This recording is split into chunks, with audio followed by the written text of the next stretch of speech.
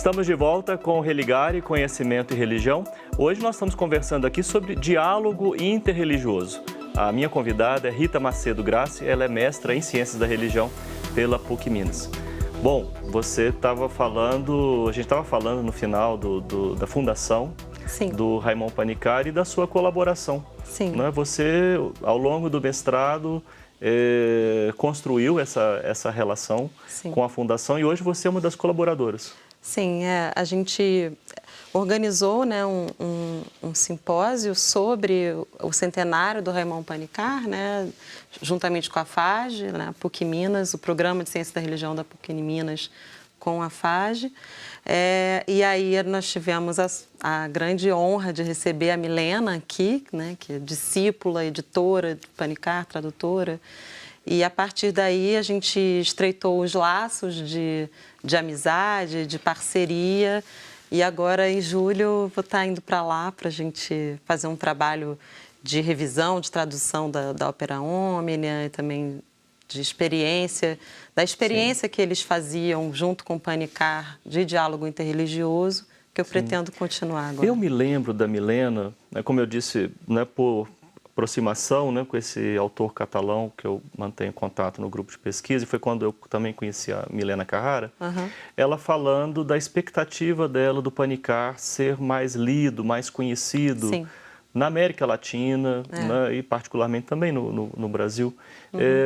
É Panikkar um autor assim lido, né, entre os estudiosos, as pessoas que estudam diálogo interreligioso? A perspectiva dele é bem acolhida aqui entre nós? Muito pouco, assim. O Panikkar tem é riquíssimo, né, o pensamento dele, mas realmente não é uma linguagem tão fácil, justamente por ele transitar, né, por diversos, tanto pela filosofia quanto pelo próprio hinduísmo, budismo. O seu pensamento é, de alguma forma, complexo, mas, ao mesmo tempo, profundamente rico, até pelo seu mergulho também na experiência mística. Então, mas ele foi, assim, no Brasil, pouquíssimo, tem um livro traduzido para o português aqui no Brasil e mais 3 livros que foram traduzidos em Portugal. Então, aqui é pouquíssimo mesmo, né? Sim, sim, é um autor que está ainda para ser mais estudado sim, aqui, sim. né? Bom, quando essa experiência que você relatou, não só a perspectiva do diálogo interreligioso que ele assume, mas a própria experiência que ele viveu, o que aconteceu com, por exemplo, símbolos cristãos, né, para Panikkar? O que acontece na experiência dele? E o que acontece na experiência de uma pessoa que entra nessa perspectiva do diálogo interreligioso? Sim, ele, a partir dessa experiência, principalmente da experiência adueita, né, ele vai revisitar os símbolos cristãos que já lhe eram caros e, né, ele fala de Jesus Cristo como ele fala Ista Devatan, que seria o símbolo da divindade para ele, com quem ele conversava e orava e tudo, mas, ao mesmo tempo, ele vai olhar com outros olhos, tanto a Trindade quanto a própria manifestação de Cristo, né? Que ele vai Então, ele ressignificou a experiência cristã. Sim. É isso? Seria isso. Ele trouxe um novo significado e aí construiu a sua própria visão de cristologia, né? A forma como Cristo se apresenta em outras religiões, né? Que ele vai chamar de cristofania, e a sua visão da Trindade, que acaba gerando o que ele chama de uma visão cosmoteândrica. Né? O que seria uma visão cosmoteândrica para Panikkar? A visão cosmoteândrica seria uma visão das 3 dimensões da realidade, sendo a dimensão material, né? O mundo, o cosmos, como ele chama, a dimensão humana e a dimensão divina, sagrada, mistérica, estando intrinsecamente relacionadas, assim como as pessoas da Trindade. Sim. Rita, quando a pessoa entra nessa perspectiva do diálogo interreligioso, ela necessariamente precisa passar por esse processo de ressignificação da sua experiência original? Ou isso é algo muito próprio da experiência do Panikkar? que eu entendo, assim, na visão dele, né, é que ele acredita que a partir do momento em que eu entro em contato com o outro, isso já gera em mim uma transformação. Então, mesmo que eu continue ali ferrenha nas minhas convicções, de alguma forma, o olhar do outro faz com que eu repense as minhas... Ou até deveria fazer, né? Porque nós estamos em transformação, né? Ele diz que a própria verdade está em transformação, né? Então, se nós somos peregrinos, faz todo um sentido, né? Dentro desse pensamento. É algo que faz parte, então, do processo. Eu tenho a impressão que já temos perguntas dos nossos telespectadores aqui. O Tiago Campos, São Gabriel, aqui em Belo Horizonte, pergunta assim: se você percebe, Rita, a convidada percebe atualmente uma disposição maior para essa integração entre as religiões, qual seria a fase dessa integração que nós vivemos hoje? Bom, perguntaria junto com o Tiago se trata de integração quando nós falamos também em diálogo interreligioso.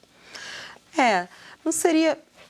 Pode-se dizer que integração num sentido de relação, mas não necessariamente de que, né, de todo mundo estar, de se virar uma coisa só, né? Aquela coisa, todo mundo na mesma churrascaria, mas de uma fecundação mútua, como o Panikkar fala, de um diálogo de várias vozes. Isso eu entendo que seja algo indispensável, né, hoje. Eu acho que cada vez mais a gente está entendendo a urgência de se entrar em relação, né? Agora, ou pelo menos uma parte da sociedade está entendendo isso, porque eu diria, bom, há também setores que estão se afastando muito dessas perspectivas de diálogo, né? Infelizmente. Sim. Mas também avalio assim, infelizmente.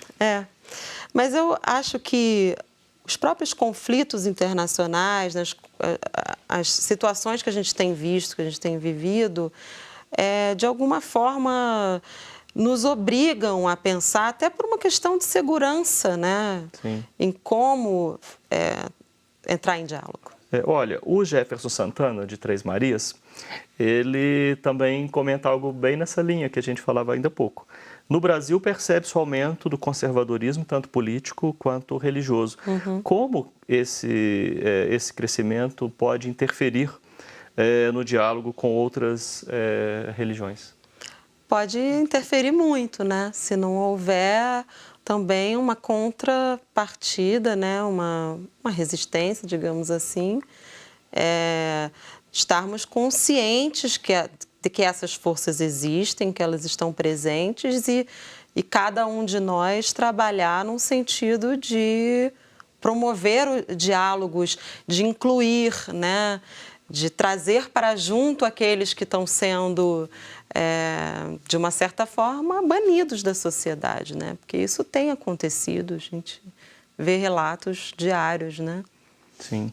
Olha, o professor Roberley Panachevitch, seu orientador, né, cumprimenta pela entrevista, cumprimenta o nosso programa e ele pergunta, né, na sua visão, qual pode ser a maior contribuição que você percebe do pensamento de Panikkar para o diálogo interreligioso no mundo contemporâneo?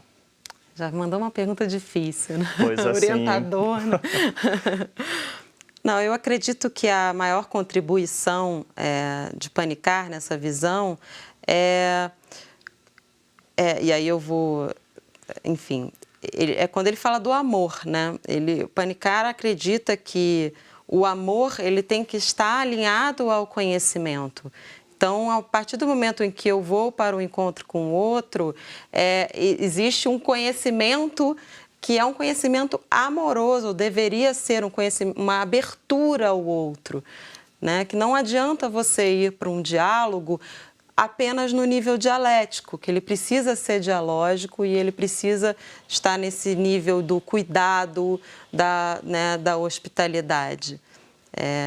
Essa é a visão dele. Ser a maior contribuição. Bom, eu também, quando estudei sobre o diálogo interreligioso, um período de formação, depois eu fui para outros temas, né?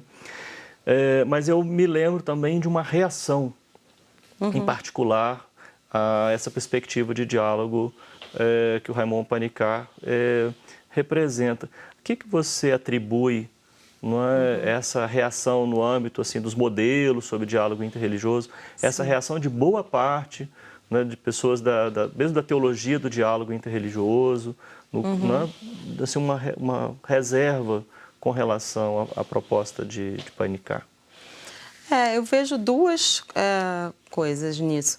Uma é uma crítica a uma certa, né, uma utopia, né, do pensamento dele ser muito utópico, inalcançável, né? Isso mesmo que eu acabo de dizer, nos parece impossível num mundo de hoje, né, tão intolerante como o rapaz que perguntou, né, anteriormente. E a outra é uma... O Jefferson. O Jefferson. Desculpa, Jefferson. As Três Marias. E a outra seria que a visão de pluralismo do Panikkar, né, é uma visão um pouco diferente dos teólogos pluralistas contemporâneos a ele. Sim. Bom, eu agradeço muito você ter vindo aqui. Agradeço. Sucesso para os desdobramentos da sua pesquisa. Muito obrigada. Tá bom, Rita. O Religare é um projeto de extensão do Programa de Pós-Graduação em Ciências da Religião da PUC Minas. Você pode conhecer sobre as nossas atividades e cursos de graduação à distância, especialização, mestrado e doutorado em Ciências da Religião, acessando a página pucminas.br/ppgcr. Muito obrigado pela sua companhia. Semana que vem nós voltamos com mais um Religare, Conhecimento e Religião. Um abraço muito cordial e até lá.